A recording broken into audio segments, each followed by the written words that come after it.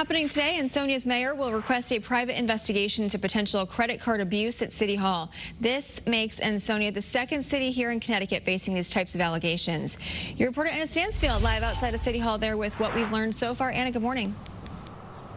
Well, Kate, good morning. Ansonia's current mayor took over the office back in December. He says a Freedom of Information request revealed potential abuse happening inside City Hall prior to him taking over the role. Tonight, he plans to ask the city's Board of Alders to approve an investigation so he can get to the bottom of what happened.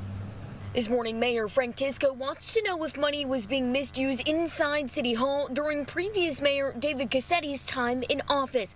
That includes possible personal use of city credit cards, misuse of city vehicles and fuel purchases, along with possible misuse of City Hall for political activities during work hours. Tisco couldn't say much because of the active investigation, but in his letter to the Alders, he wrote, quote, "These allegations are serious. They involve potential misuse of public assets, possible violations of city policy, and possible violations of state law."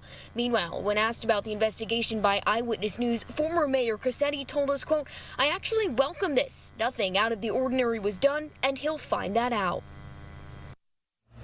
Now, the meeting with the Board of Alders is set for 7 o'clock tonight. That's where the mayor will learn whether or not the city will move forward with this investigation. I'm your reporter live in Ansonia, Anna Stansfield, Channel 3 Eyewitness News.